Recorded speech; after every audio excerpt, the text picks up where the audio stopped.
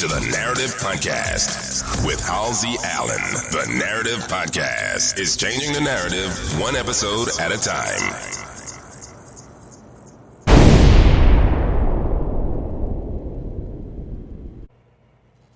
Hey, peace, family. Welcome to another edition of the Narrative Podcast. The Narrative Podcast is the home of original people peace, original people reciprocity, and original people positivity. The Narrative Podcast promotes positive reinforcement of original people. The Narrative Podcast provides positive frames of reference about original people and original people culture. Welcome to the Narrative Podcast. I am your host, Halsey Allen. Welcome all my narrators. Welcome to the Narrative Podcast. All right, everybody. So, it's been a really interesting week already. Yesterday, was 9/11. I believe the 23rd anniversary of that, if I'm not mistaken. Of that time in history. I'll be talking a little bit more later on in the segment about 9/11. Also, we had another passing in our community of a really prominent figure in our community. Seems like we had just lost James Earl Jones, and now it's Frankie Beverly of Frankie of the group Maze. I believe he was the lead, the standout performer. And the group was Maze. He was Frankie Beverly, of course. So it's Frankie Beverly and Maze. Before I Let Go was their breakout hit, or the hit that they're mostly known for.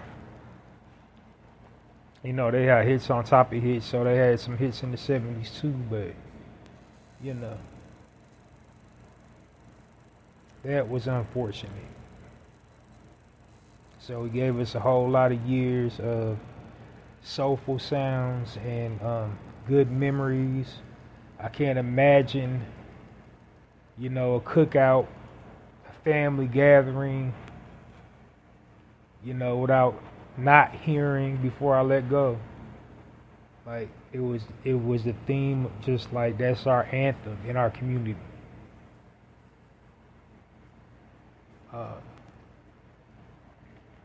So we lost that brother. So basically how I start this thing off is as I promote, everything I got, all my projects that I got going on right now. And then I give a brief overview of the Narrative Podcast before diving into the content. The reason why I give a brief synopsis of the Narrative Podcast before diving into the content is just to provide the listener with full context of my content. So yeah, that's basically how I do things. My narrators, they already know the demonstration. They already know what my content is all about. But that's how I usually get things started before diving into the content. So I'm going to give you promote everything that I got going on right now. Then I'm going to give you a brief overview and then dive into the content. But before all that, we're going to pause for the cause and give our brother Frankie Beverly, and not just our brother Frankie Beverly, all whom we lost in 9/11. So,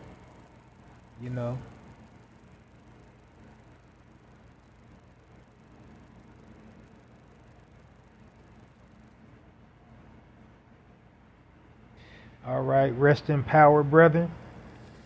Sending love, light, healing energy to his family, friends, associates, colleagues, anybody who's ever, had the opportunity to work with him or witness his shows or, know of him personally.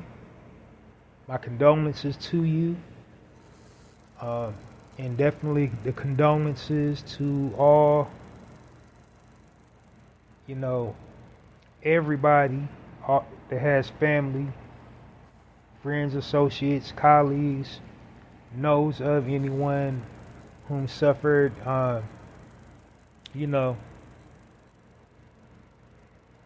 losses on 9/11. Also to congratulate and thank all those that helped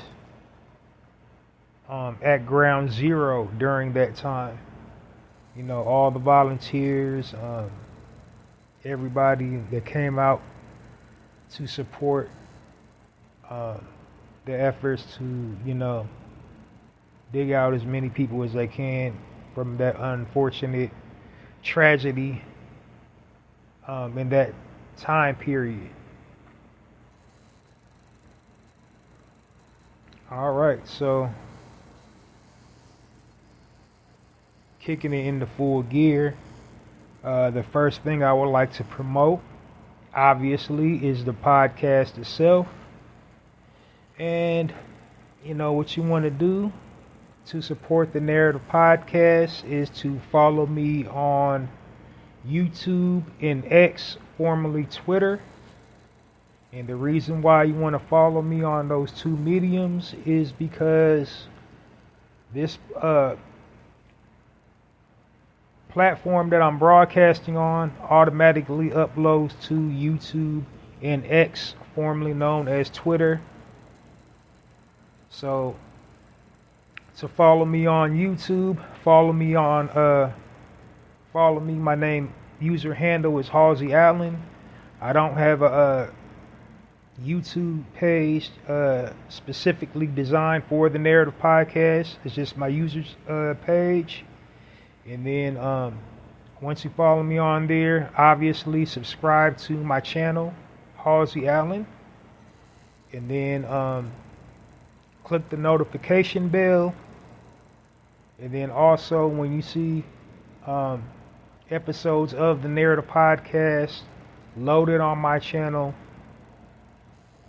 you want to click the thumbs up like button, comment on the episodes, and also share the episodes of the Narrative Podcast on whatever platform that you'd like to share content on. I would just ask all my, content creator family who have visual platforms, like, upload content via, visually behind the camera. So like, Facebookers, YouTubers, people on Instagram Live, even Twitch, anything that you're in front of a camera doing, whatever content that it is you do, to please shout out the Narrative Podcast. But otherwise, just, on YouTube, just subscribe to my channel, leave a comment, and then share episodes of the Narrative Podcast across all digital platforms. And then also,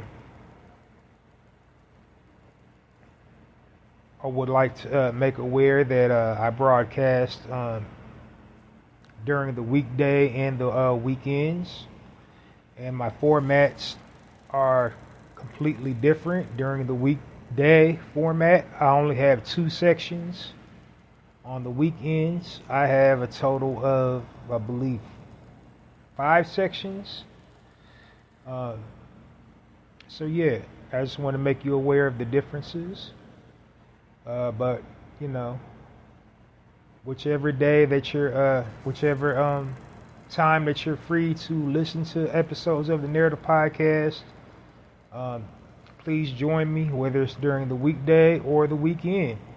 Download this episode and all previously recorded episodes of the Narrative Podcast. So now my following instructions for X is slightly different. You have some more options.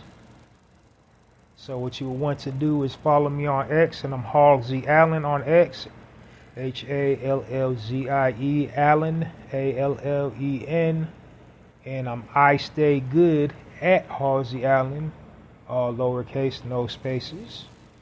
And the way you know that you have the correct page, you should see a copy of my book of poetry, which I'll plug a little bit later on, titled The Black Card, pinned at the top of my page on X, formerly Twitter. So when you get to X, go to my page, and you should see the latest episode of the Narrative Podcast. Click on that link. Once the link is open, you should see the logo to the Narrative Podcast.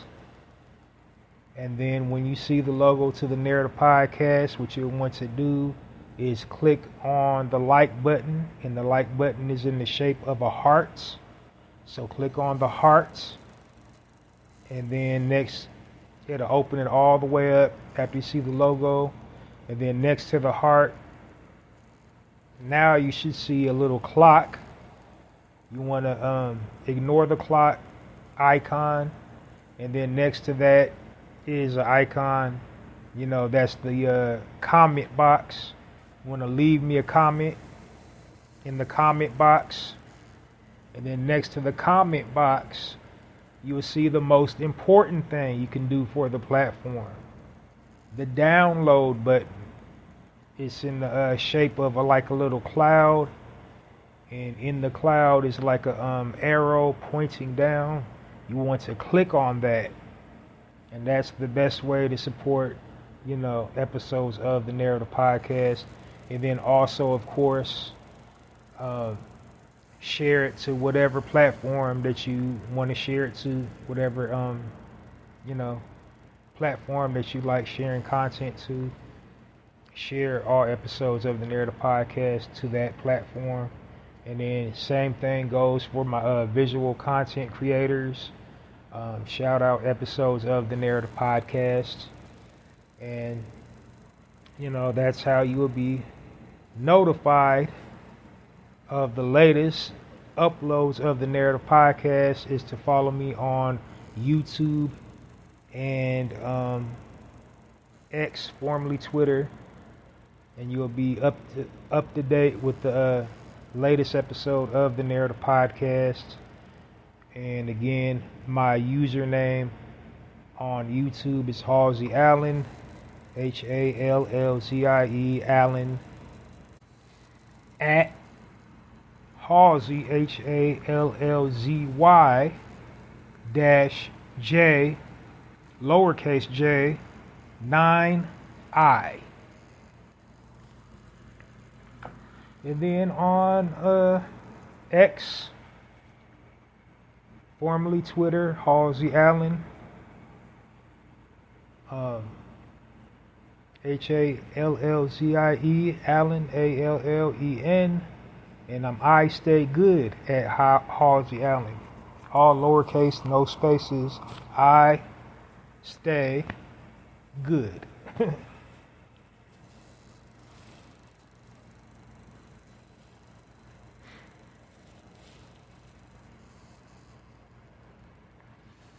All right, and the next thing I would like to plug is my book of poetry. I wrote a book of poetry on poetizer.com. Poetizer.com has a self-publishing feature for that site.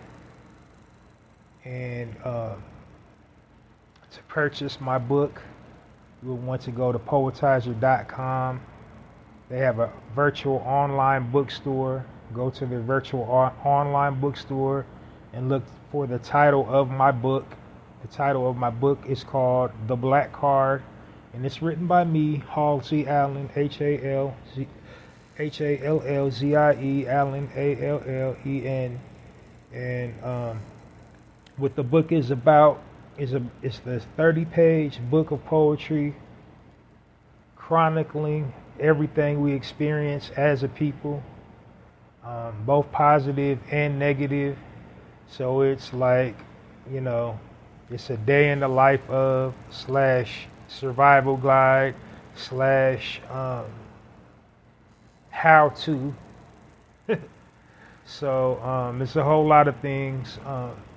If you're an original man or original woman, you will automatically just connect with that book.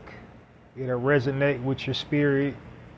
It'll just feel right when you're reading it. It'll just like remind you of, who you are.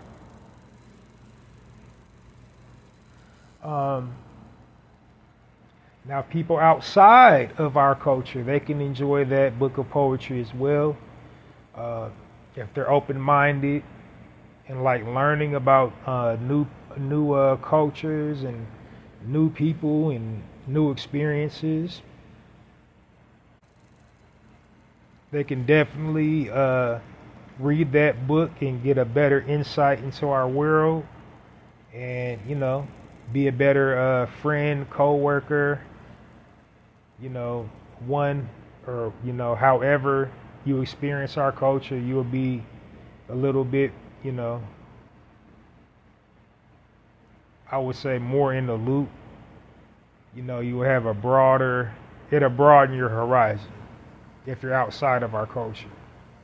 You can also use this as a learning tool if you're a parent or an educator.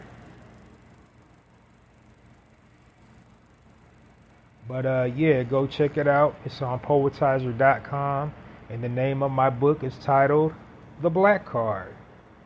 And if you're unfamiliar with poetizer.com, it's a social media site for writers to socially interact, share their work,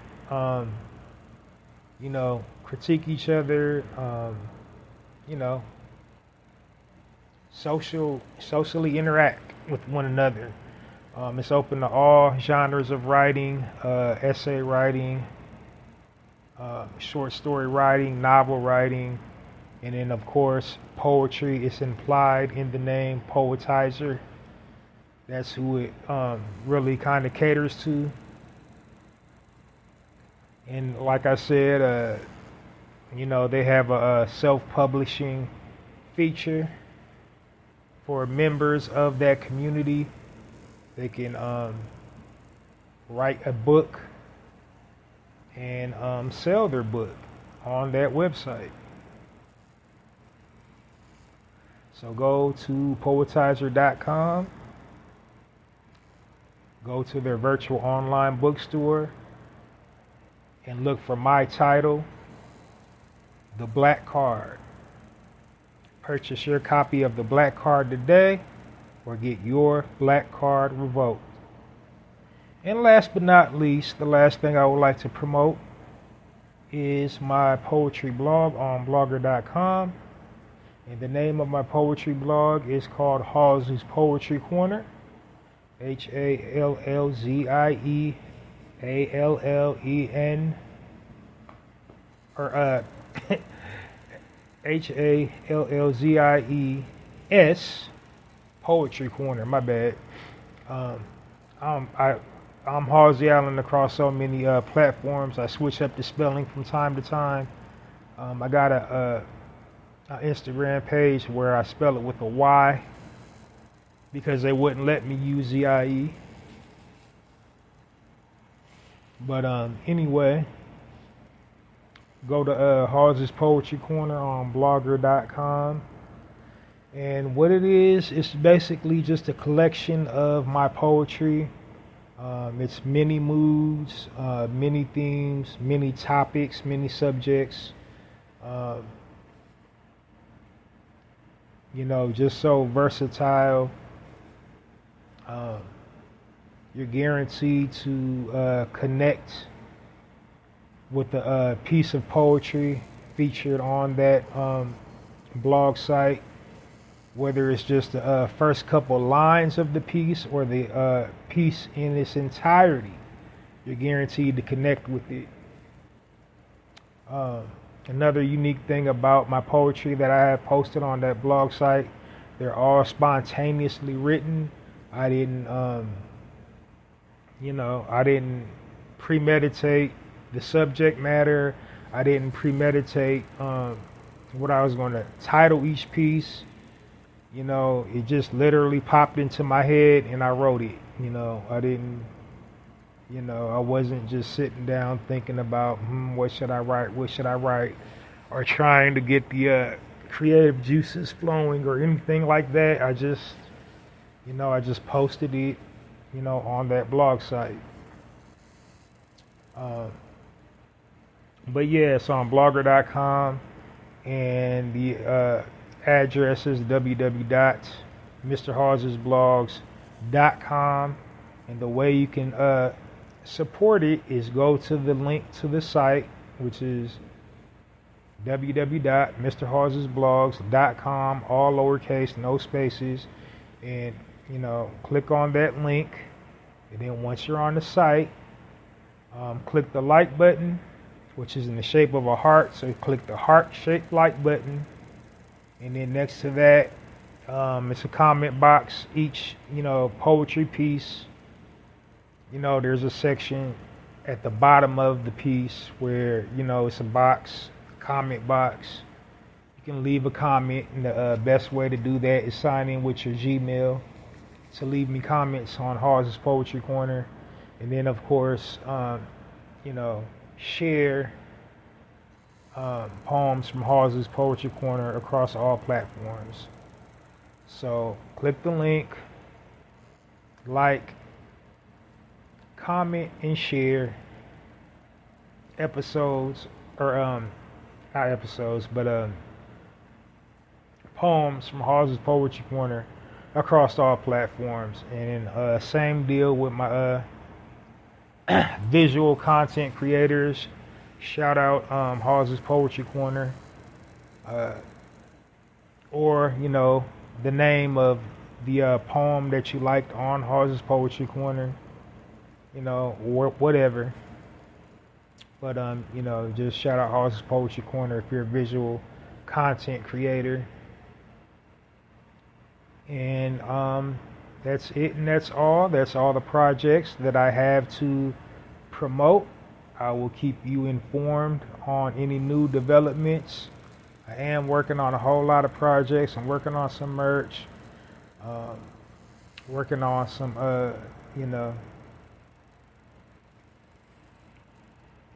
visual content. But yeah, for right now, just support all those projects. Those are, always ongoing. Those are the ones that, that I can produce the quickest. So yeah, go check those out. Support the Narrator podcast. Support Hallzies Poetry Corner. And then support my book, The Black Card.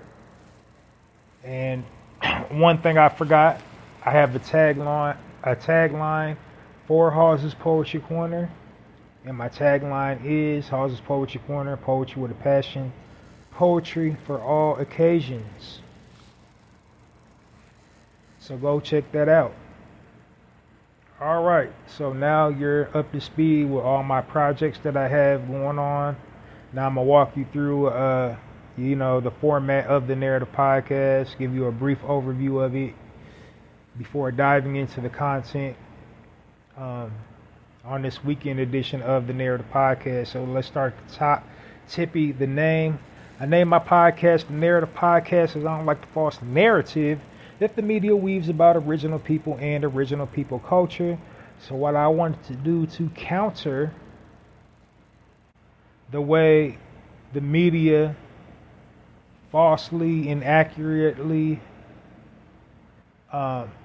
depicts our images and likenesses across all media platforms is to design a platform where I'm doing just the opposite of what they're doing.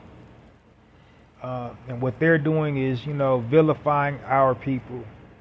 They're reinforcing negative stereotypes and about our people and stigmas within our culture. So,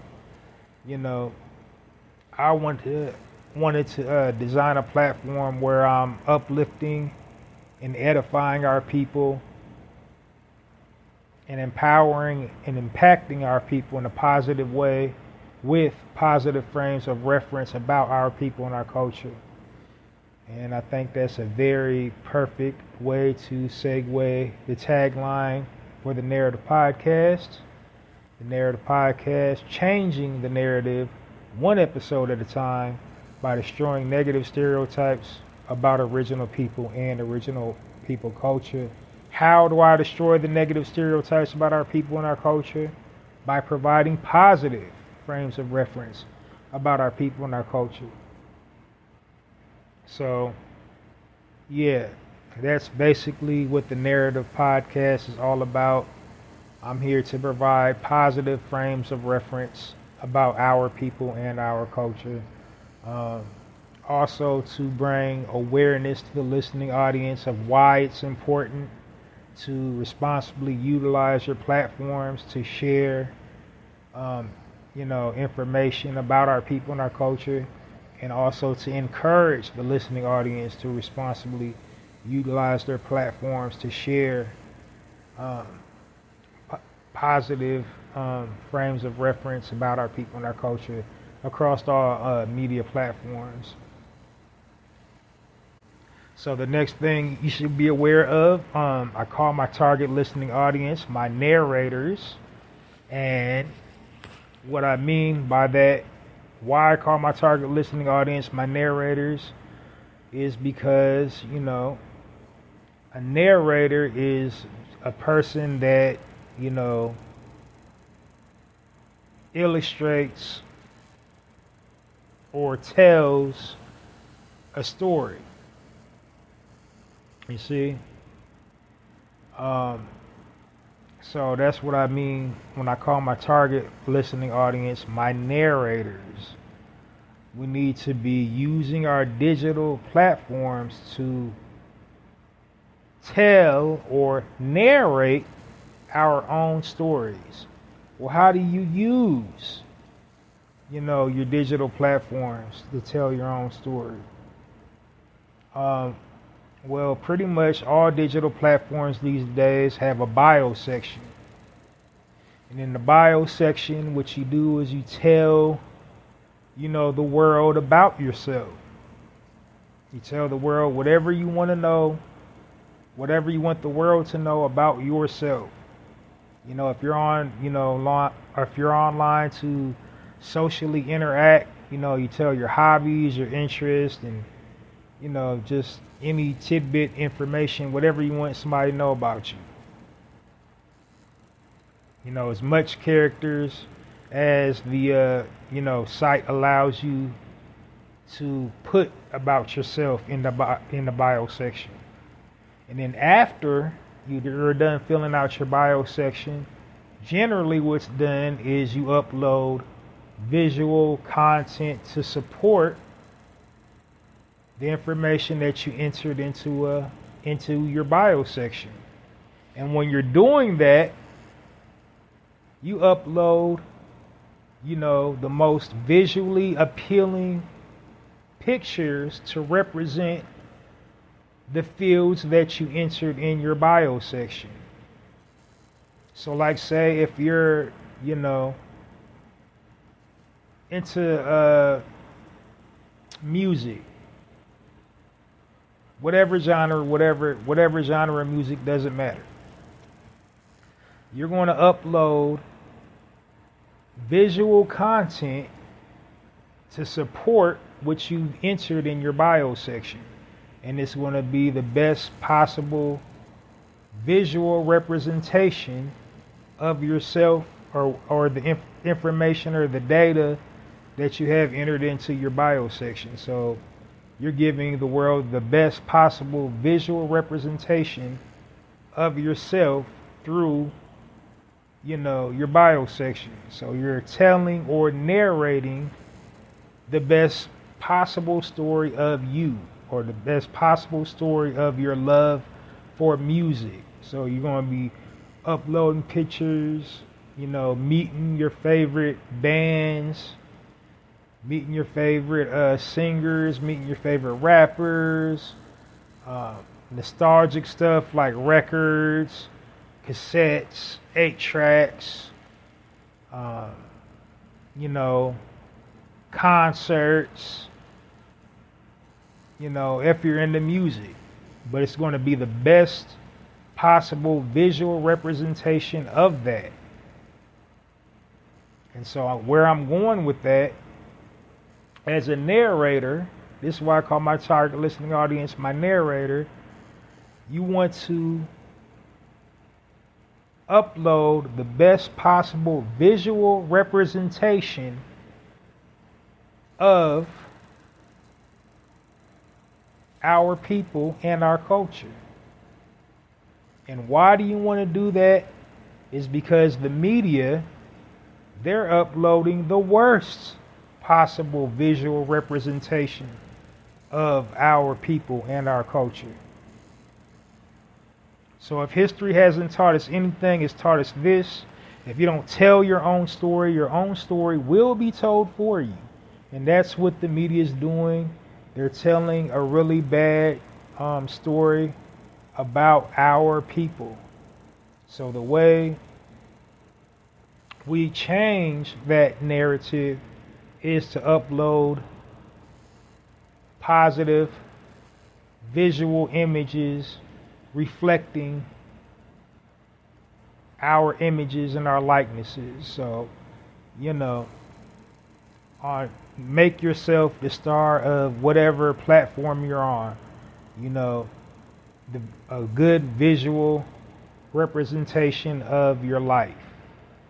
If you're working a 9-to-5 job, you're happy going to work, you're uploading those types of pictures.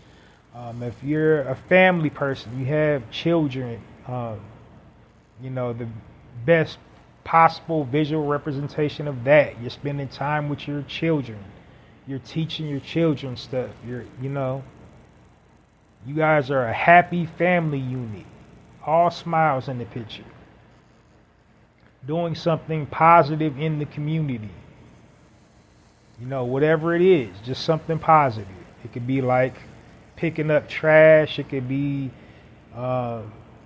enjoying your day in the community. Because, the media, they put out visual content that we can't enjoy ourselves in public. So that's why I call my target listening audience my narrators. Is just, when I say that, I just mean, one that tells or narrates their own story. So yeah, that's what we should, and the goal for the narrator is to just basically share a positive story about our people and our culture on their platform. Just kind of like what I'm doing. I'm sharing a positive frames of reference about our people and our culture. So, what we should not be doing is embracing these negative stereotypes and stigmas that the media places over us. We shouldn't be embracing, these negative stereotypes and stigmas by regurgitating them online. We shouldn't be regurgitating criminalistic activity. We shouldn't be, regurgitating, drug dealing and drug using. We shouldn't be regurgitating violence of any kind, whether it's, domestic violence, gang violence, gun violence. Like, we shouldn't be supporting and promoting that on our platforms. We shouldn't be supporting and promoting disunity on our platforms, arguing and tearing each other down and name calling. We shouldn't be supporting that. We shouldn't be reinforcing the images of the angry black man. We shouldn't be promoting and endorsing the images of the angry black woman. You know, we shouldn't be supporting the pimp, the images of the pimp. We shouldn't be supporting and embracing the images of the whore. So, you know, basically, what I'm saying in a nutshell about why I call my target listening audience as my narrators is just, we need to be telling our story. And not just telling our story, we need to be telling our story well, with positive frames of reference about our people and our culture that are reflective of our true natures. And what are our true natures? Our true natures is that, you know, the essence of and core being of who we are as a people, which is kings and queens, gods and goddesses of the universe. And that's how we should be, you know, represented and portrayed across all media platforms. Nothing less. Next thing you should be aware of the Narrator Podcast. The Narrator Podcast is a positive space. I don't promote, endorse any negativity, gossip, slander, name calling, roasting. None of that goes on in the on the Narrator Podcast. This is a positive, safe space for our people. This is a platform you can listen to feel good about yourself and just have the alternative to, you know, absorb some positivity. That's what the Narrator Podcast really is all about. That's what the vibe on here is. It's all about upliftment and edifying our people, celebrating our accomplishments and everything we're doing right.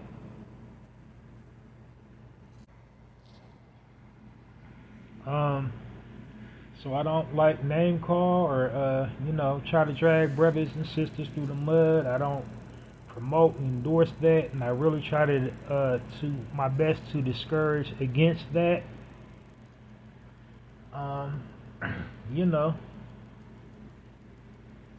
we're all pretty much grown adults. If you're online for whatever it is you're online, I can't tell you, you know, what to post, but, you know, as a people, we shouldn't be entertaining any foolishness. Like, we just shouldn't, as a people. We shouldn't be entertaining any type of, you know, foolishness or buffoonery, any type of, you know, violence or degeneracy. We shouldn't be even, you know, entertaining entertainment like that.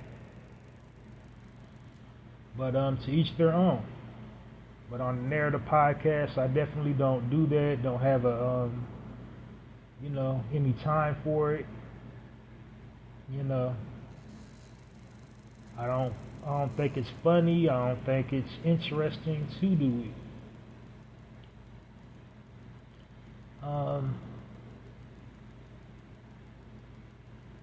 I do, however, speak about current events, you know, whatever is going on in the news. So I deliver commentary, you know. Commentary is a part of my content. So I talk about current events, you know, whatever's going on in the world, whether it's, you know, national news, global news, or just, you know, something, you know, coming out of our community. Whatever I do, whatever type topic that I commentate on, if it ever involves someone from our community, I'm just, I'm unpacking the story from our perspective. Because, in the mainstream media, they have us looking and sounding, all types of crazy. And so, whatever's going on in the world, I just try to break it down from our perspective. Now, when it involves somebody from our community, I break it down from the bigger picture perspective. And the bigger picture perspective can always be traced back to two things, which is systemic oppression and psychological programming and conditioning. Like, typically when, something negative is happening within our community, it can generally be traced back to systemic oppression and psychological programming and conditioning, meaning, systemically, we're ostracized and cut off from resources. Even when you become independent and wealthy, establish your own independent wealth, they still go the extra mile to make it more difficult for you to own land, own property, have fully staffed companies that want to double tax you and do all this trickery to make it more expensive for you versus just anybody else. So that's at play on the systemic oppression side of it. And then on the psychological programming and conditioning, like, we've been psychologically programmed and conditioned as a people to act a certain way, to view ourselves a certain way, to view our brothers and our sisters a certain way, to, interact with one another and react to one another in a certain way. And a certain way is a negative way.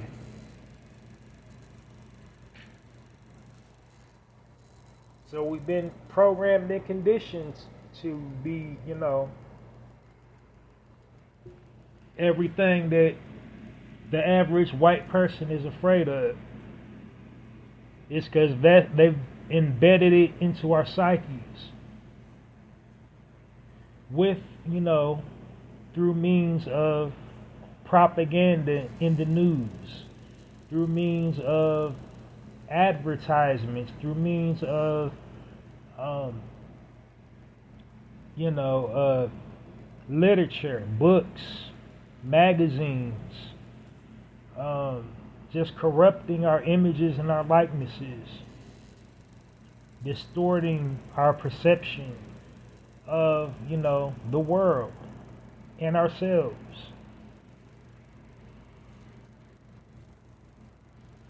So essentially, we've been programmed and conditioned to behave like them, the ones that are doing the oppressing. And then when we, act like them, then they turn around and act shocked, like, because we pulled a them on them. When we start behaving like them, like, why are they acting like that? Oh, because you programmed and conditioned us to act like that. That's why.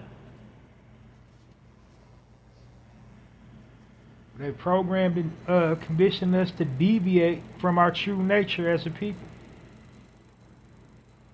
So that's how pretty much I unpack my commentary when it involves somebody from our community, especially, an entertainer in our community, if they're going through something.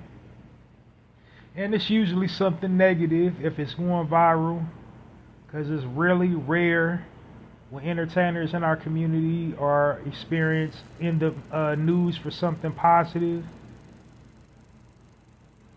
And when they are, it's just only for like a brief a snippet, If they did something good, it's like it'll be viral for like a day.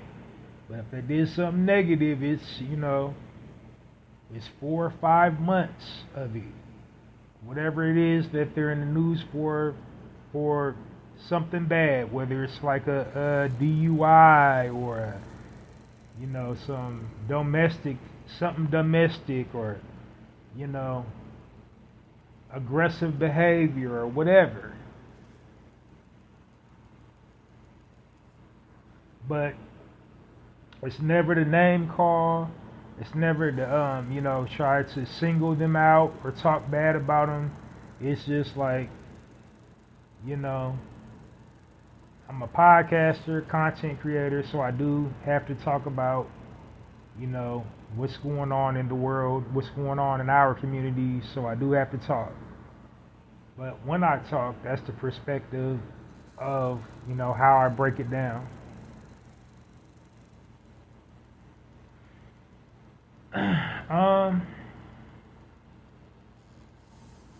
Next thing you should know about the Narrator podcast, it's a time-sensitive platform. I try not to exceed 1 hour per broadcast because I try to keep it short, sweet, brief, and to the point. I want all my content digestible, easy to follow, and more importantly, I want to keep my listening audience attentive and not bore them to sleep. So that's why I try to keep it short, sweet, brief, and to the point. I don't want you to feel like you're listening to a lecture or an angry rant. I'm just, this is supposed to be a positive, feel-good space that I can inform you about what's going on in our world, in the world, and, celebrate our achievements and accomplishments and inspire people to, want to live good and be good.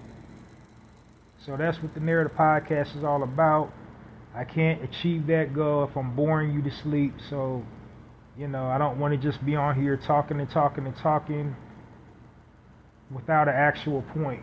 So that's why I try to keep all my episodes as brief as I possibly can. I try not to exceed 1 hour per broadcast. I don't want my content to be redundant. I want to inform you and entertain you at the same time.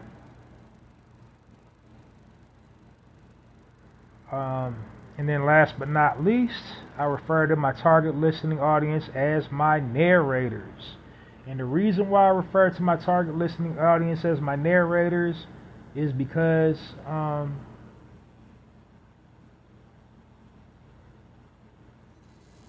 my bad. I already said that at the beginning. So last but not least, I refer to our people as original people on the Narrative podcast. Sorry, y'all. I had a brain fart.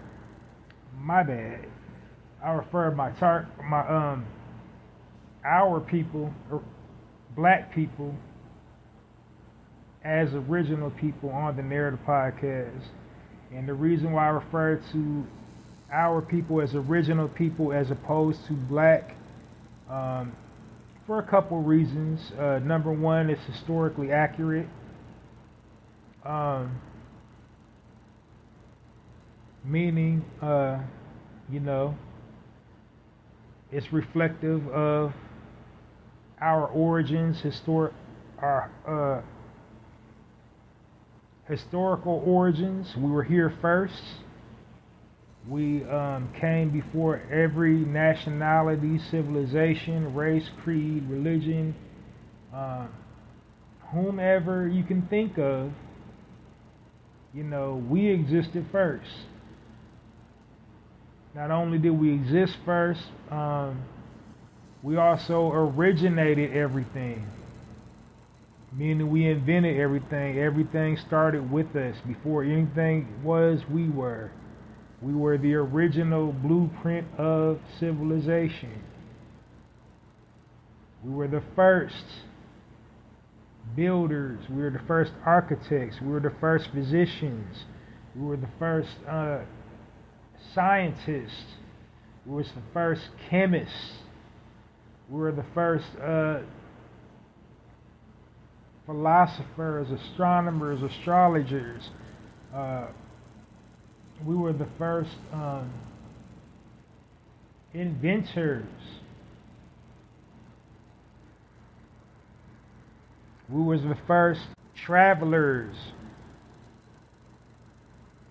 We were the first explorers. The original. So the original was the first. So that's why I refer to our people as original from the historical side of it. We were the first people here and we originated everything.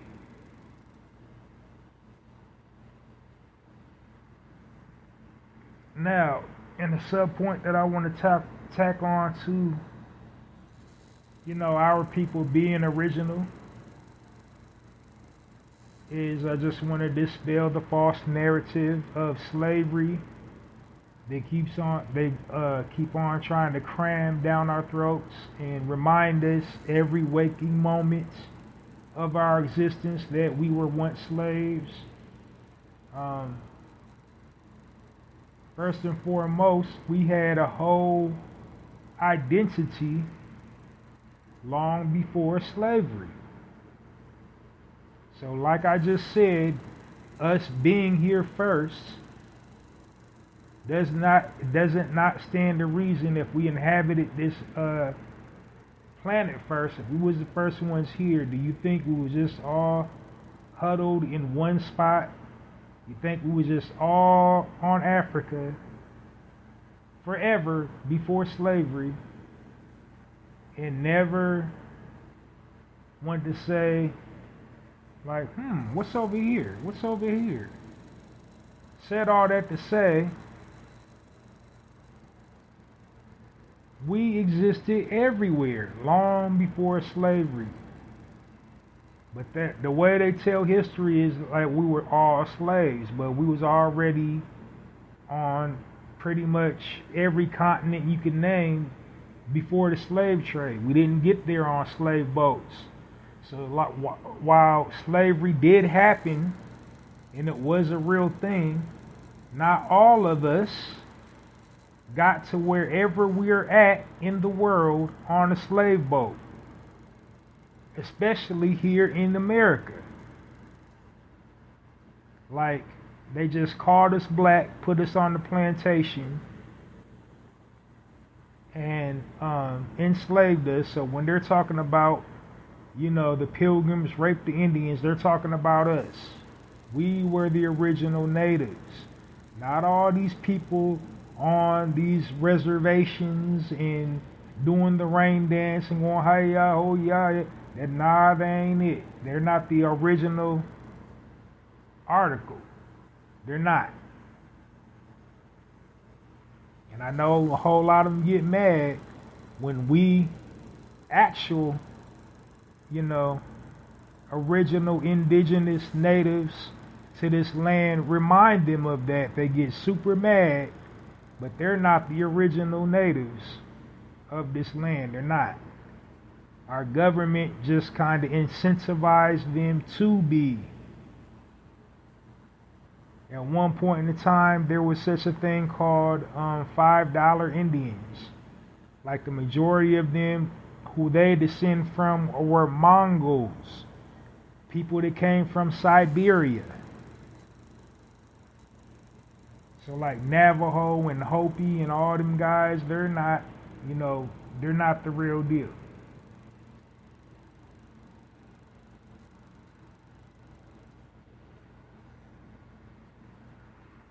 But not only just here in America, every Spanish-speaking nation you can think of, the entire continent of Asia, all the European countries, UK, Britain, France, Germany, Finland, Holland,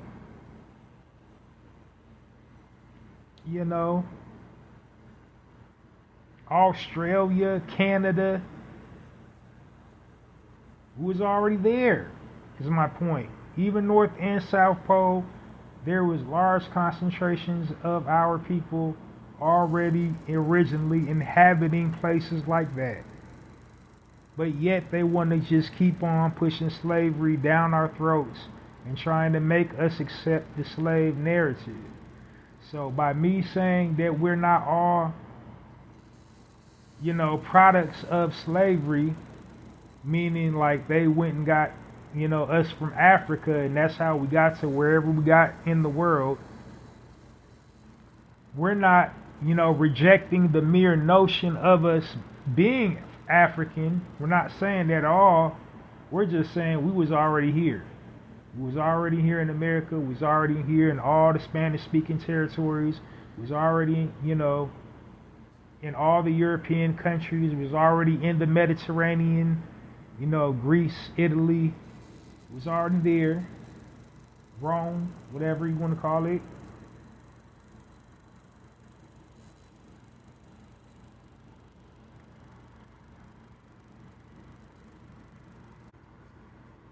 But the reason why they just keep on, pushing slavery so hard is they want to instill fear in our people. They want to fear condition us. They want to trauma condition us.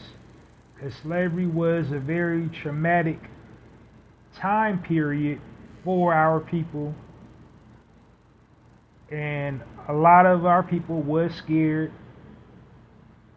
when they were alive that in those times, because there wasn't a whole lot they could do. They could get unalived at any given time for any given reason.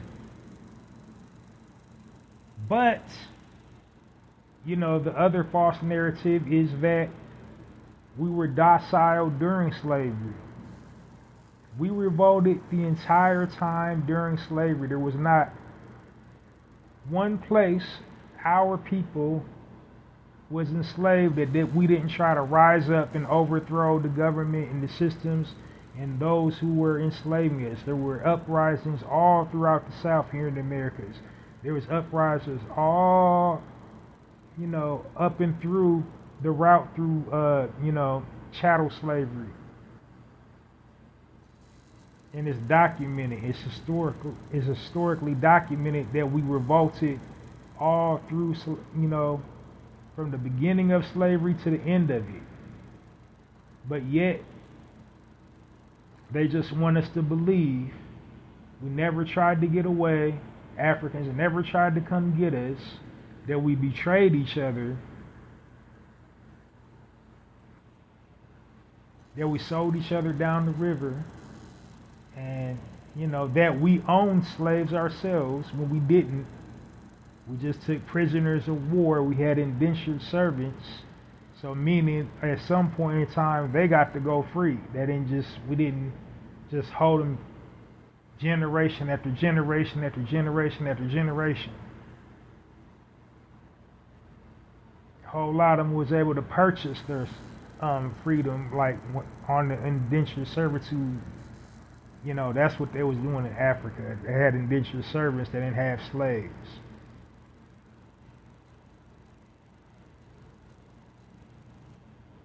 But yeah, that's why they just keep on perpetuating, the false narrative of slavery. They want to, fear condition us and trauma condition us every time that subject is brought up, because they don't think we're going to be smart enough to challenge it. They want to place themselves at the top of the pyramid. Make themselves seem superior over our people. Like, yeah, we once had y'all as slaves, That's why, it's a big flex for them. And it's highly profitable for them. The slave trade was highly profitable for them. And it still is, because they still make money from slavery through these museums, through these guided tours, through these movies and documentaries about slavery. It's still big business for them.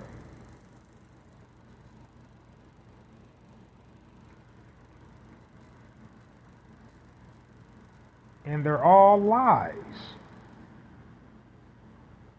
So, that's just what I want to dispel about this false narrative of slavery, like our involvement, um, our location, how we got to, wherever we got to in the world, you know.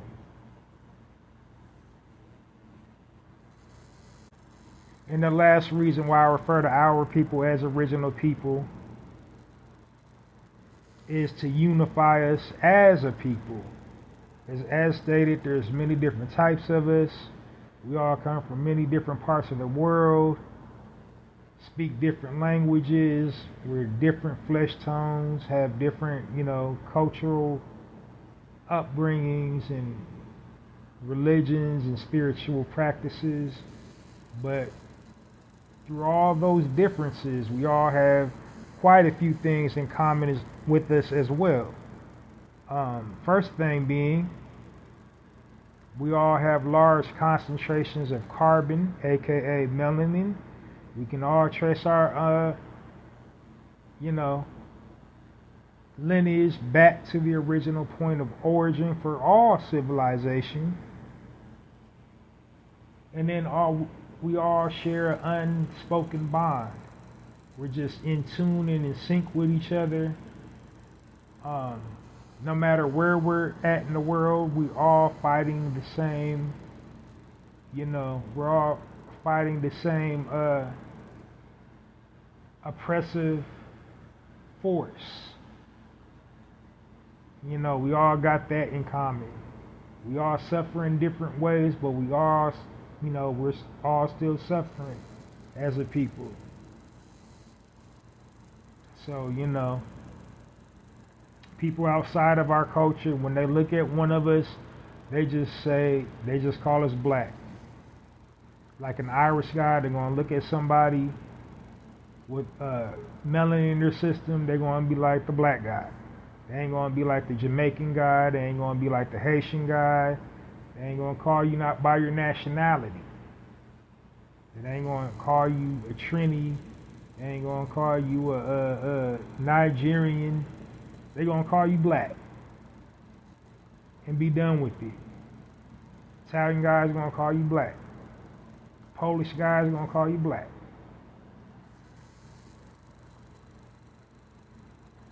They're not going to call you by your nationality. They're going to look at you and say black. So, said all that to say, I think, on the unit to unify us as a people, we should just all refer to ourselves as original people, because it's just so empowering and impactful. There's nothing more, important than the original. You can't do nothing without the original. Like, nothing can exist without an original copy. The original is like the standard for everything else to come after it. We are the standard for all civilization. Civilization anywhere in the world could not exist if we never existed. We were here first. We're original.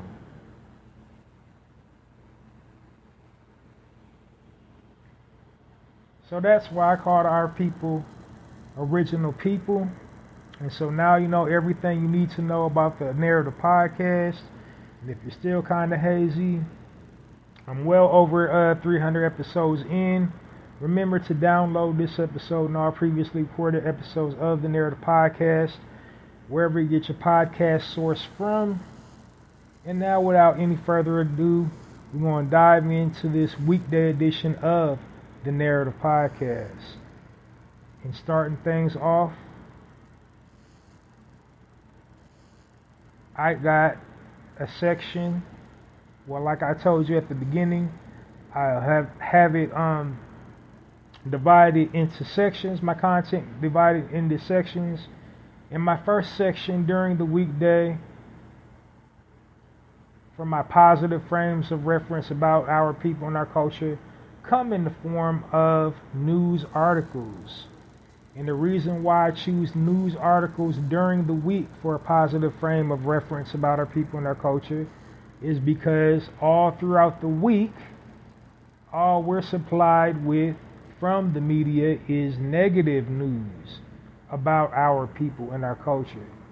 They're bombarding us, online, in these podcasts, YouTube, and all that with this negative visual content about our people and our culture.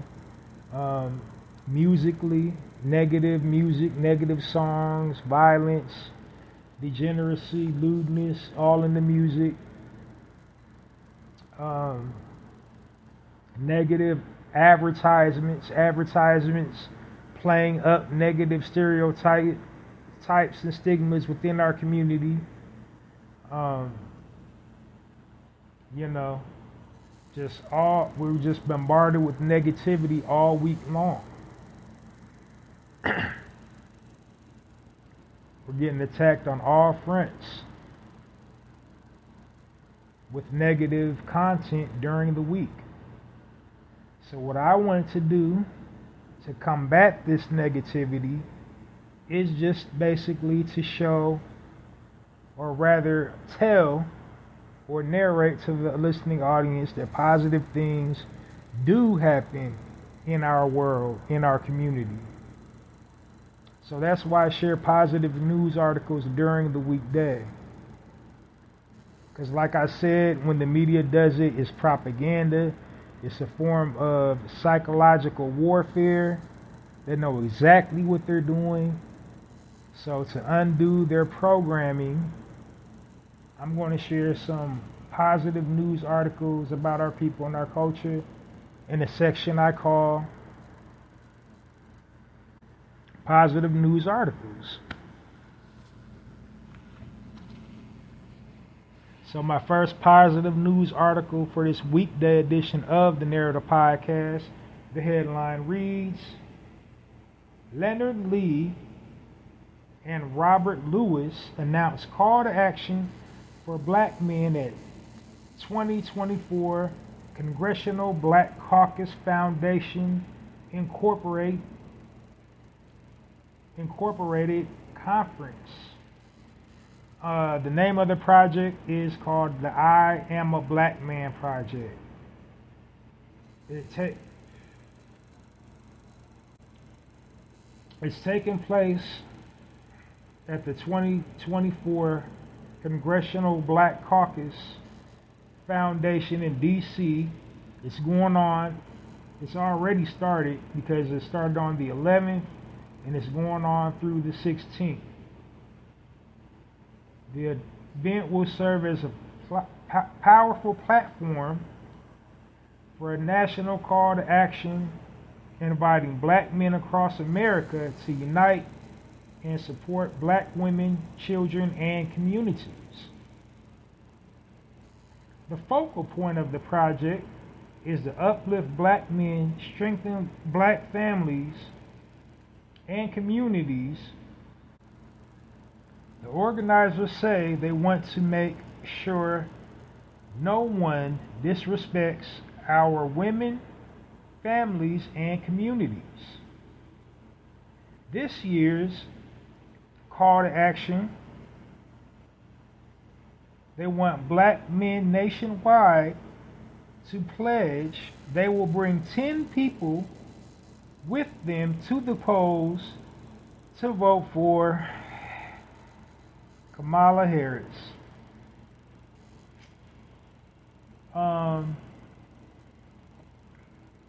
They're hosting a special Zoom meeting on 9/18/24, 7 p.m. Eastern Time. The Zoom ID, if you would like to participate, is 8808-7770-5530, capital H, lowercase x, 18, capital L, lowercase q. No spaces. And if you would like to know even more about the project, you can call one of the directors directly. You can call Leonard Lewis at 857 or 1-857-2027.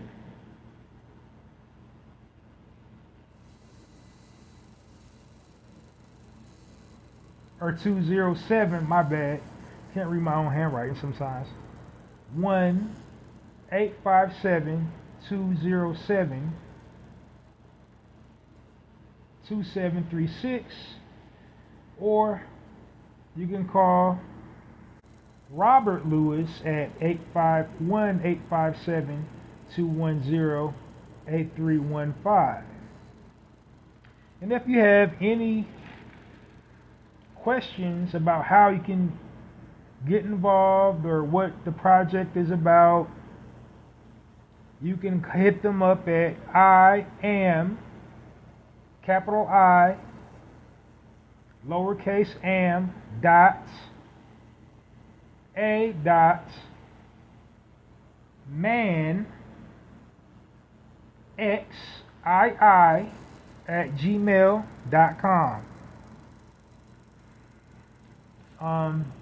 So yeah, the brothers are doing something positive, and that's the reason why I shared this positive news articles. I like the premise behind, why they're organizing the events. I just don't agree with their selection of the person that they're promoting. They're promoting Kamala Harris, and I do not believe she is the best candidate to represent our people. She's not the only choice.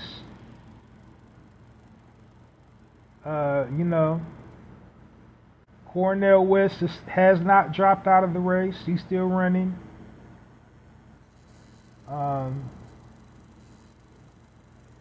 She hasn't said anything at all about our issues, especially reparations. She hasn't uttered one word about reparations and any issues we have as a community. She hasn't even done small things for just America in general. When Biden was exiting office, before he stepped down, his whole thing, he had one thing. Literally, he had one job. He said, cancel student loan debt. Never sent the executive orders for the student loan debt before he stepped down. She's in power right now, acting as the president in his absence until election. She can do that right now. Put the executive orders out right now. As acting commander-in-chief, she is the acting commander-in-chief because Biden has stepped down. So, other than that, and a whole lot more things she could be doing right now, because she is the acting commander-in-chief. So, other than that, though, I support this article, everything, these brothers. I like that energy. I love that energy, actually. That, getting involved, getting active, because, we do. Brothers, we do gotta step it up. We do have to be the example. We do have to take our communities back. We do have to protect our women. We do have to mentor our children. It's our duties. Anywhere where, our children are failing, anywhere our women is being disrespected, anytime a sister leaves, us for another persuasion, we failed. We failed. So it is on us. We are providers. We are men.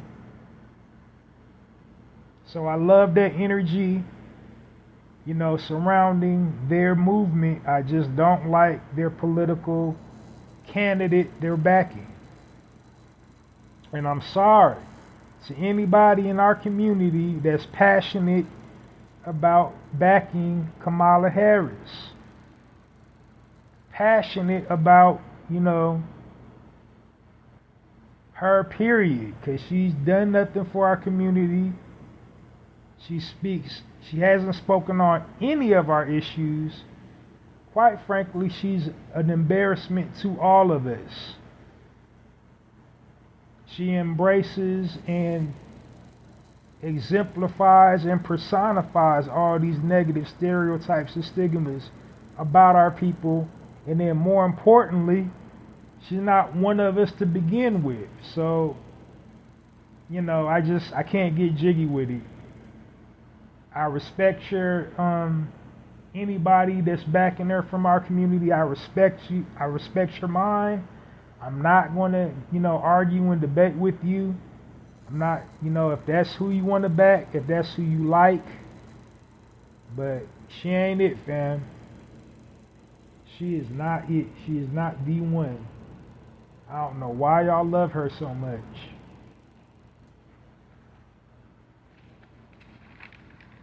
But anyway, like I said, I love that energy surrounding their movement. I love the unity aspect of it. I love the the taking back our communities part of it. But I'm not digging who they're choosing to back for.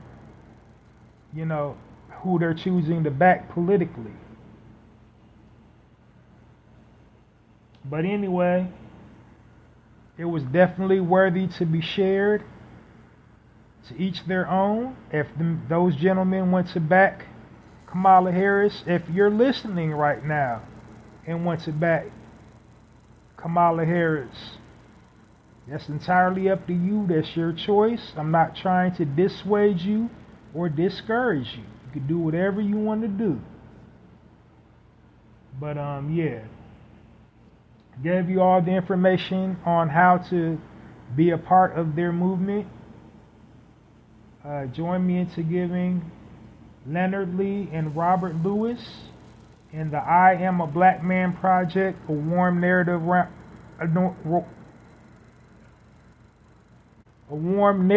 podcast round of applause.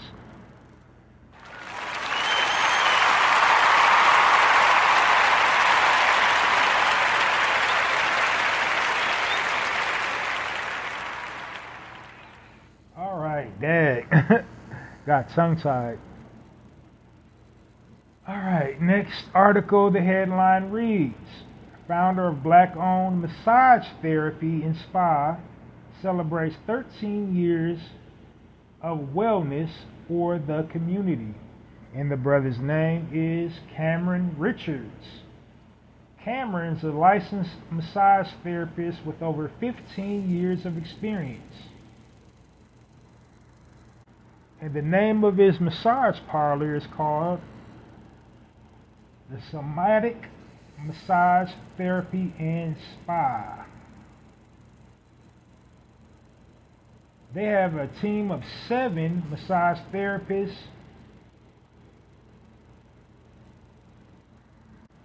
and estheticians with 12 years of experience between them.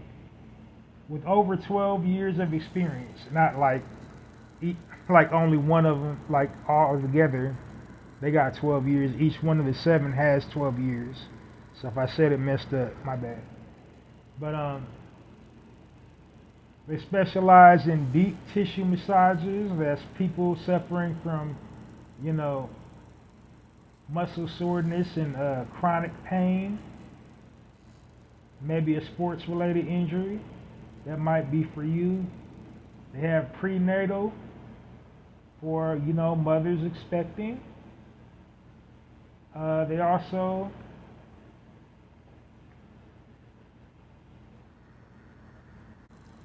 specialize in lymphatic massages. That's like if you're trying to detox. And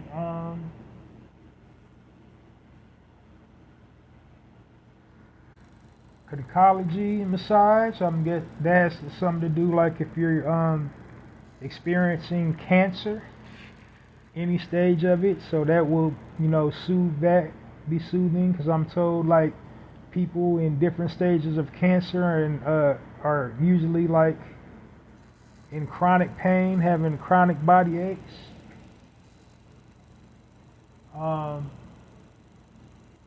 So their hours of operation, they're closed Sundays.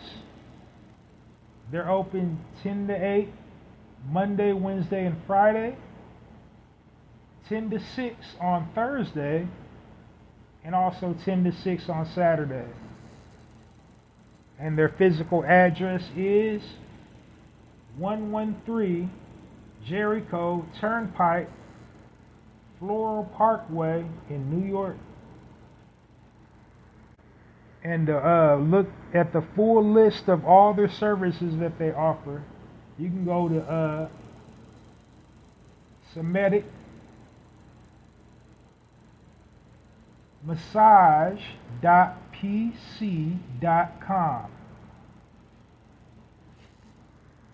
And if you want to know specific questions, we want to get a specific question answered, just general questions, you can go to info@semiticmassagepc.com.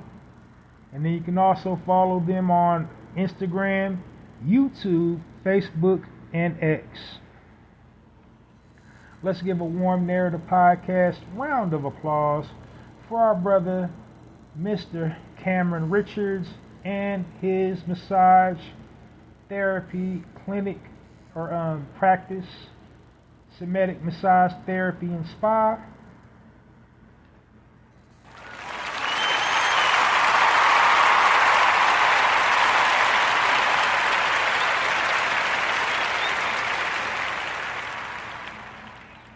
So this next article, it didn't really have any specifics about it. It really was just an article or just a headline. There was no other, supporting details, but I thought it was pretty great. Headline reads, Morehouse alum James Chester makes history as first black creative director of Ralph Lauren. And there's really nothing else. It didn't tell what year and what projects he'll be overseeing while he's working at Ralph Lauren, or the name of his line or nothing like that. So I don't know, but I thought that was pretty dope. So let's give a warm Narrative Podcast round of applause for our brother James Chester.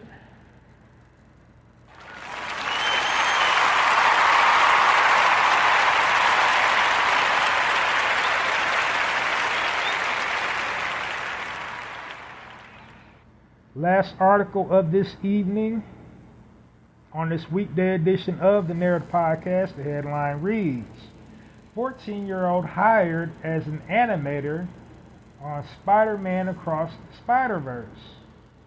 And the young man's name is Preston Mutagan.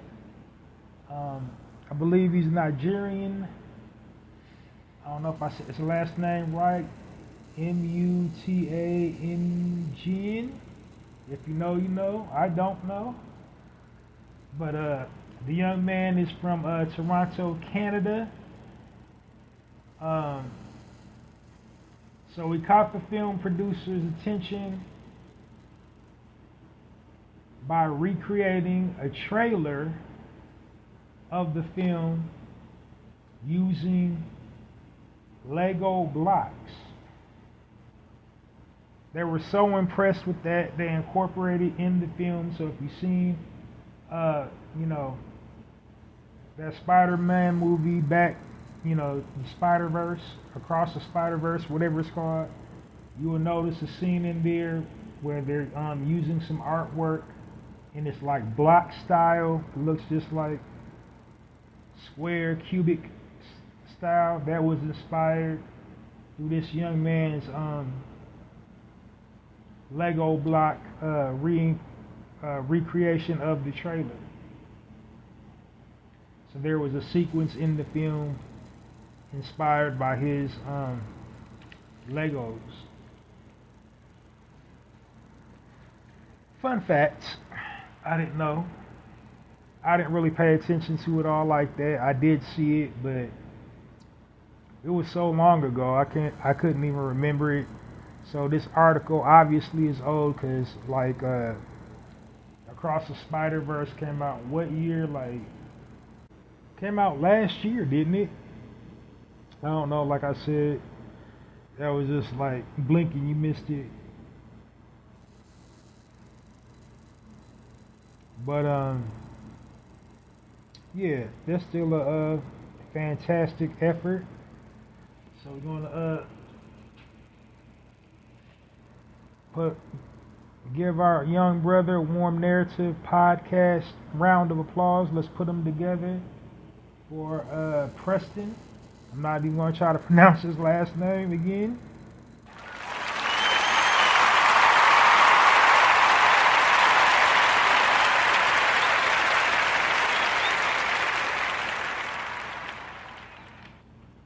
Alright, so moving right along. That was all my positive news articles this week. Or this evening, I said this week. It might be this week because I'm trying to do 3 episodes per week. I didn't go on yesterday, which was Wednesday, because of 9/11 and a whole bunch of other stuff that was happening. So I just kind of didn't do an upload yesterday.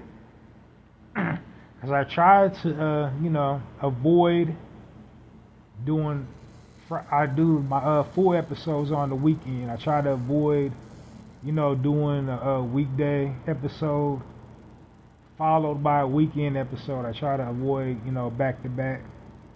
But we'll see how that works. I'm going to try for Friday. Don't hold me to it.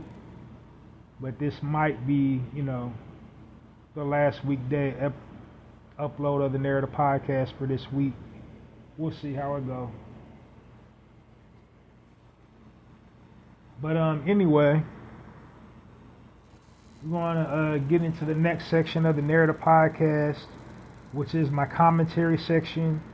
I call my commentary section my speaking point section. And then what I discuss on here is just current events, what's happening, around the world or on the internet or, breaking news. And the purpose of me doing that is just basically to reclaim the narrative, because the media have us all looking and sounding all type of crazy. So just whatever's happening that's breaking news, I'm putting it in perspective from our perspective. So diving into my speaking point section, there's a whole lot going on in the world, but there's a whole lot that I don't feel is actually worth addressing. But we're going to address what I feel like is worth addressing. So,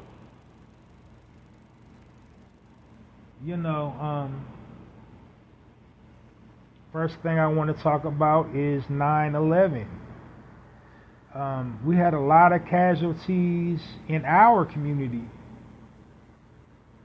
People that were working at the Twin Towers, people volunteering for, in the excavation efforts. It was a sad day.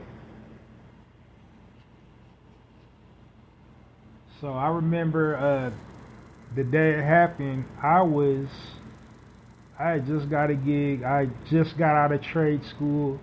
My first gig out of trade school was Gap.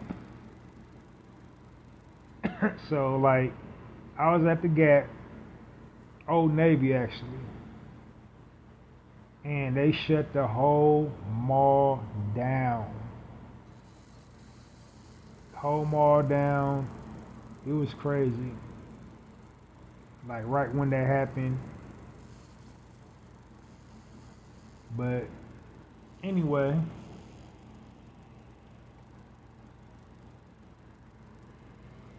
um,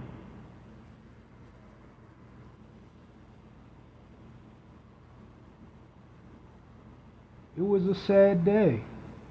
But I think it's just a whole lot of things coming to light now, so many years after the fact. Uh, you know, just being brought forth about that particular time period within American culture, particularly about America's involvement in why they, committed that extreme act. Also, there's like a whole lot of different camera angles about the plane not striking. But I'm not going to get into the whole conspiracy thing of it. I'm just getting into the facts of it, about our country, how they use the media to push and promote propaganda, and how they just straight up just lie about stuff. Like I said, I'm extremely sad for all the people that lost loved ones in 9/11, but it wasn't a complete unwarranted attack. For years, America had been going over there just taking their resources, looting from people like the citizens, of that region. So they have, built up a great disdain for America.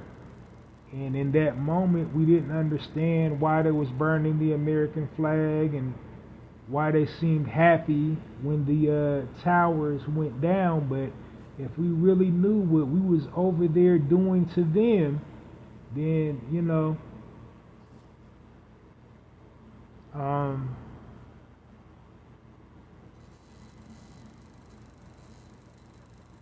we wouldn't have, we wouldn't have really been tripping as hard, is what I'm saying. A lot of our, air quotes, patriotism is actually just white supremacy. Because the biggest people that, wanted to all of a sudden be Mr. America, Mr. and Miss America, is like people that don't like our people. But we're Americans. Not only are we Americans, are Americans, we're the original indigenous Americans. But they hate us. But they're American. This is their country. That's the first thing that ever comes out of their mouth when anything like that happens. I'm American. I support America. I love American. I love America. They draped themselves in the American flag. And like I said, when it happened, I was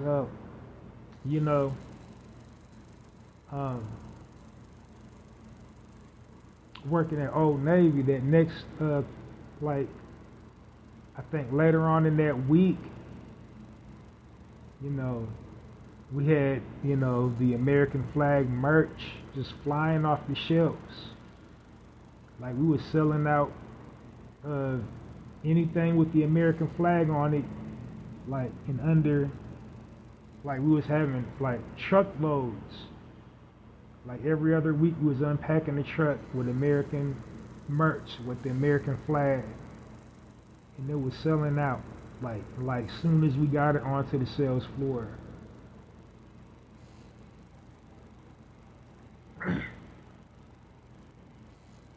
But yeah. Said all that to say, we just kind of, or we allow certain people to divisively, loosely throw around the word American. We want to let people try to subjugate other people under the guise of air quotes being American, meaning like they can say they're American, but they won't say black people, original people, we're not Americans. You see? We're only American when it suits them.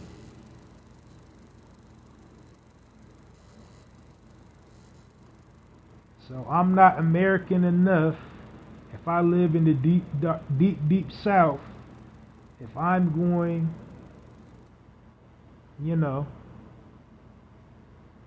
down a up country road or walking past your house, you gonna pull a gun on me because I'm not American and say get off my property or get off in front of my house?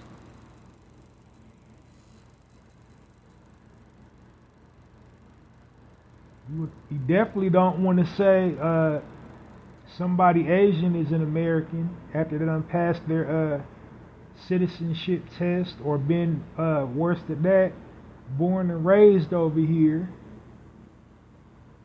Can't speak a lick of Chinese or Japanese or Vietnamese, Cantonese or none of the Neses. They can't speak any of their languages. They born and raised over here. They just as American as you or I.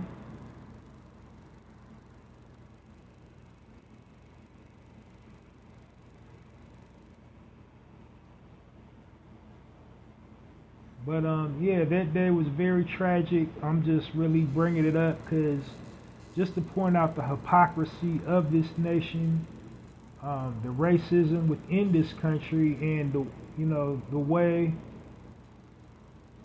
the divisive way, so-called patriots of this land isolate and cause division amongst all of us, because only they seem to be able to be patriotic. Only they seem to be able to be capable of loving America, and by they I mean like white people. Like, yeah, only they're capable of loving America. Like, we got relatives serving in the armed forces too. People in our community, they done died for this country too. But they're not American.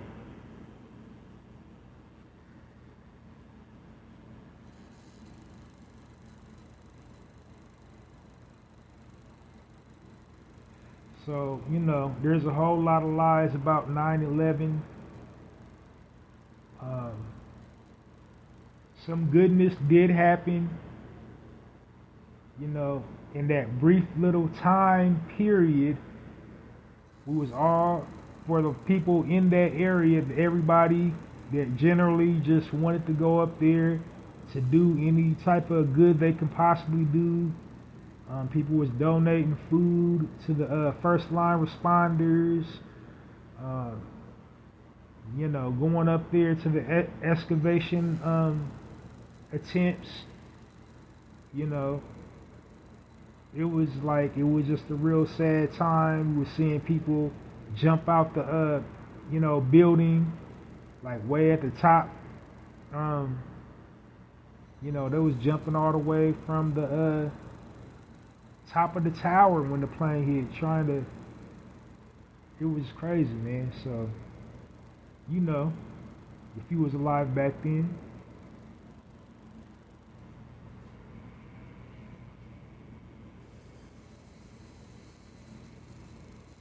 So my next topic I want to speak about in the speaking point section is your girl, Kimmy Kamamala, Madam VP. Oh, nah, she ain't Madam VP no more since Joe stepped down. Now she's Madam President. So I want to make sure I'm calling her by her proper title, Madam President. Madam President has been accused of having a listening device on her latest debate. So she was accused of having an earpiece, some Nova H1 audio earrings. So she's wearing pearl earrings, and they said the device looks just like the Novas. And they put up, of course, split screen comparisons. She said she got her pearl earrings from Tiffany and has had them for years. And it was just like, of course, it's supposed to be a conspiracy theory comprised of the right.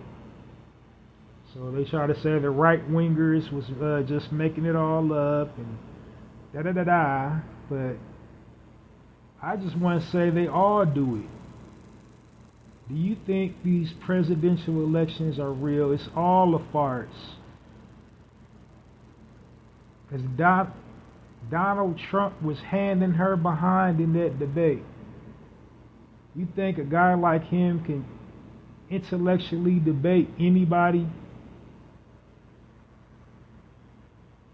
She got one, he got one. All our presidents had them. Barack had one.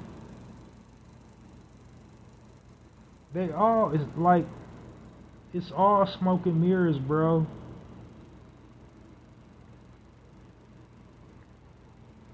But yeah, I do believe she had it. And like I said, she's running because she knows she's going to lose. And when she loses, she gets to do what? She gets to keep any money that they didn't use in the campaign. And then she can get more on the next election. You even get to keep it when you drop out the election. That's why a whole lot of people run for presidential office, just so they can keep the campaign money.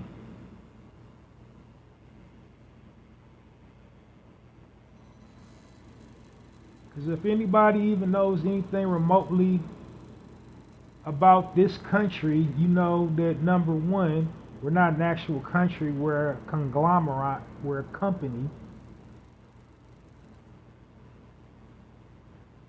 But the foundation of America, the fabric that's what keeps our country going, the United States Constitution and the Declaration of Independence, both articles were crafted to keep the white man in power. I say it again, to keep the white man in power. Any feminist will tell you that. You ain't heard one feminist come out and back Kamala Harris, who they know is a white woman.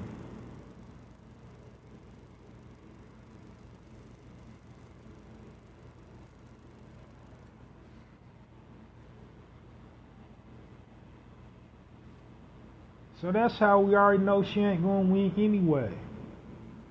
Her or any other woman that runs for president of the United States ain't going to win.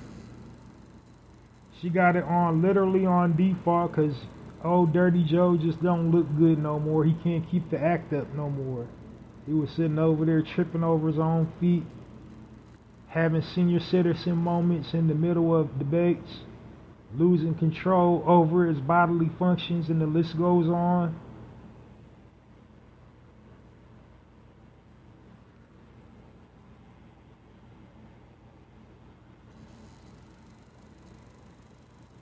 But yeah, they accused old girl of having a listening device, and I don't think that's out of the realm of possibility.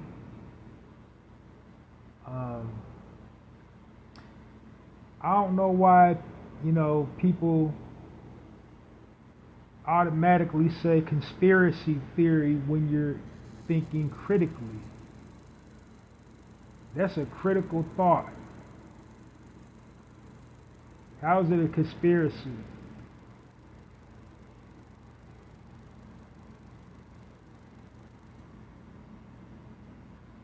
But they say they've debunked that myth, and it was just, it was fake news. They're basically saying it's fake news.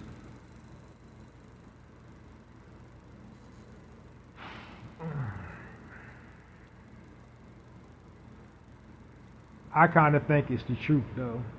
And she can't hold it together, man. She's really bad at it. Like, she's really bad at selling it.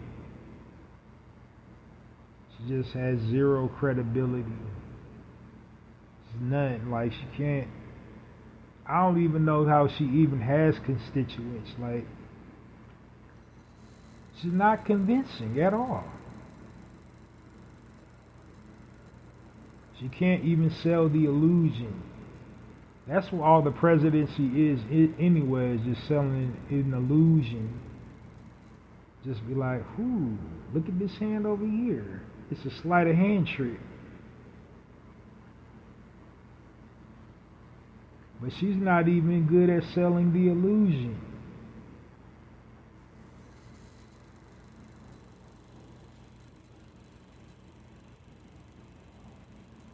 Donald Trump isn't either, but I gotta give it to him. He's consistent. I'll say that. He's consistent.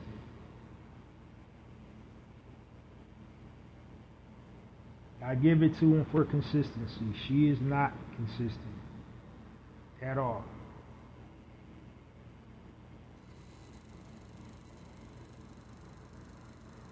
But yeah, I believe it was a device.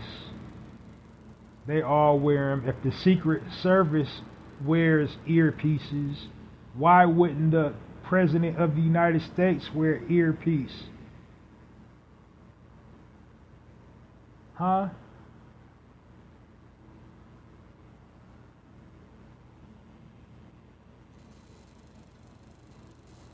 If reporters in the press conference, if they got on earpieces, why wouldn't the politicians debating each other wear earpieces too? So, come on, man.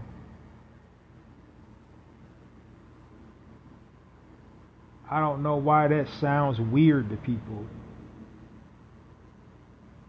I do think there's a lot of content creators trying to like do their little videos and spin it, for some internet clout and a couple clicks, but it ain't nothing new under the sun. Like, I don't know why it's so shocking.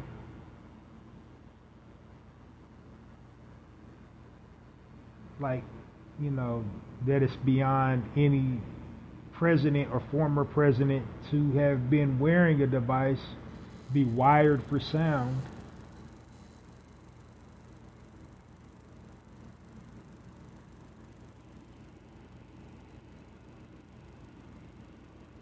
Alright, so my last topic I want to talk about, I don't want to talk about it, but then I gotta talk about it because it happened. Because like I said, I don't talk about gossip and slander, and this teeters around gossip and slander, but,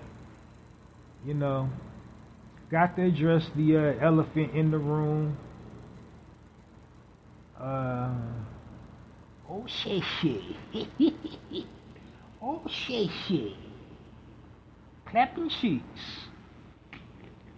Clapping cheeks online.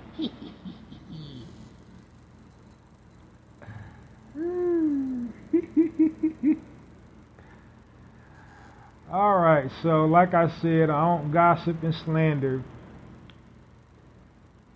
I'm not touching that with a 10-foot pole. Pause.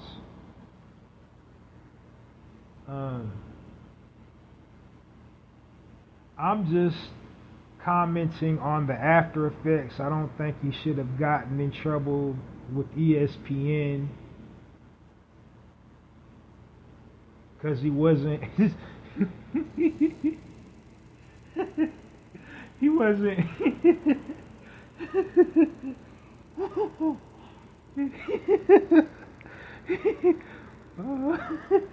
He wasn't he wasn't representing ESPN when that was taking place. He wasn't like that didn't have nothing to do. They shouldn't be they shouldn't have been threatening his job or nothing.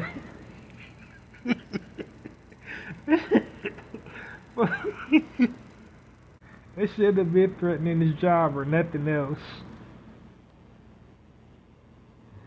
Like that didn't have nothing to do with ESPN. If it was even real, I don't know. Like I said, I don't be trying to gossip and slander. Like I'm just on that side of it. Like you ever notice when a brother starts getting traction, starts, becoming highly successful, they try to exert some form of control over them. They threaten to take something away or try to make an example out of them in some form or facet. So ESPN coming for his anchor job and like always trying to make somebody apologize for something. That don't have nothing to do with sports entertainment. Instagram didn't delete his account because that's the type of stuff that gets your account deleted. That violates the guidelines. But they didn't delete his Instagram account or whoever runs his Instagram account. So why y'all tripping? Why y'all trying to fire him from ESPN? Now, like I said, I don't even know. Cause it's just like a whole thing, bro. When you do the Instagram live, I'm not too proficient at IG live. That's why I'm doing. But for what little I do know about it, it's like you gotta go to the app. Then they ask you, do you want to go live? Then you gotta confirm that you want to go live, and then lastly you gotta upload your live content. And provided that you don't have technical difficulties. Now his response is that, he pocket did it, he just went off. And I think all of us have pocket dialed somebody. I think all of us have pocket sent a picture before. I don't know nobody that pocket did a video. Now a while ago, Cardi B, she pocket, her gallery. She just, did her titty. Oopsie, she had a oopsie. There ain't nobody pocket doing no videos, man. Teach their own. Like I don't know why he's sliding with that, but I'm not convinced it was, I'm not convinced it was real.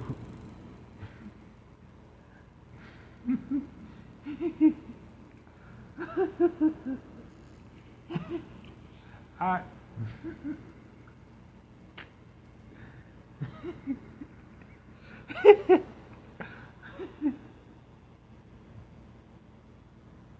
All right, let me get together. I'm trying to keep it together. It's just like every time I think about it, like it's beyond me, bro. Like, but I'm just a little outraged on ESPN's stance about the way they're trying to handle the situation. That's y'all's first instinct to fire somebody or try to fine them or fire them, like force them to apologize. And like all sports centers, not, the NFL, like y'all dirty, foul, corrupt mofos. Y'all is the dirtiest, filthiest, foulest form of media in the world, and y'all got the audacity to always try to discipline a brother, like find a brother some money. Like back in the 90s, they used to fine NBA players for not wearing three-piece suits in a press junket, and the black people was always the franchise player. You gonna find a franchise player some money for not wearing a suit? The hell? The franchise players is the one to get the asses in the seats to sell the event. Shoot, they used to fine in the NBA. They used to fine Allen Iverson for wearing diamond earrings, and I think they fined him for wearing braids, for his French braids, for his trademark French braids. That's how he even got the endorsement deals. Was his cornrows? They fined him for that. They always trying to find somebody, fire somebody, or discipline somebody some type of way. And like don't even get me started on Colin Kaepernick. Because why he still ain't playing football.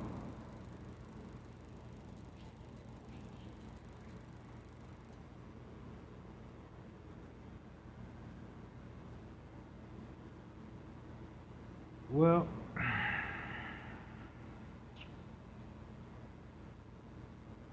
yeah, that's crazy. Like,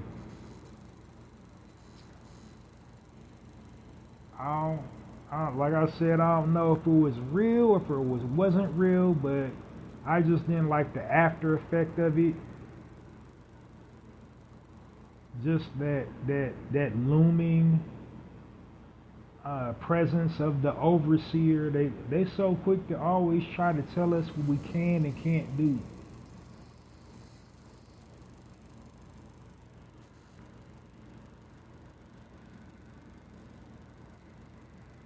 And he's the whole reason why the people was even watching y'all. Y'all didn't even have ratings before he went over there. Wasn't nobody watching y'all show before he went over there?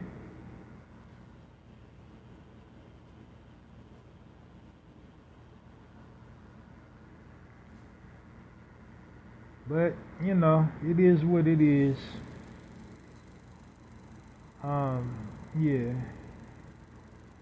So join me this weekend for a full episode of the Narrator Podcast, wherever you get your podcast source from. Remember to download this episode and all previously recorded episodes of the Narrator Podcast. Together we will change the narrative. Stay productive, stay positive, stay sharing positive frames of reference about your people and your culture on all platforms. Together we're going to change the narrative.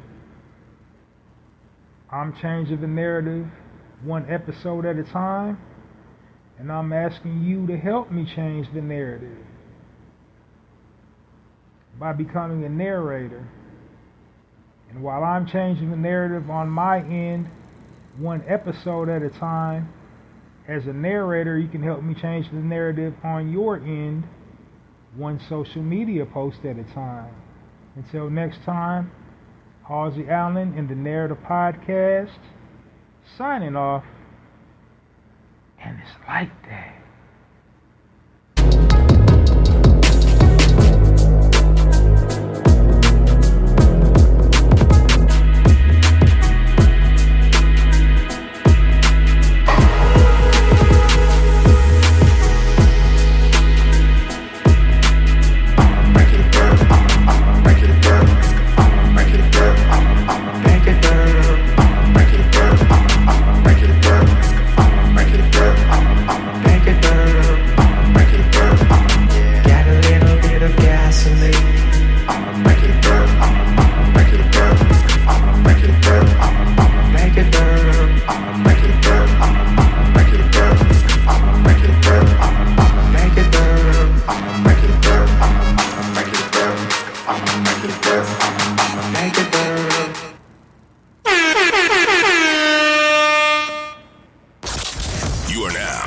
Listening to the Narrative Podcast with Halsey Allen. The Narrative Podcast is changing the narrative one episode at a time.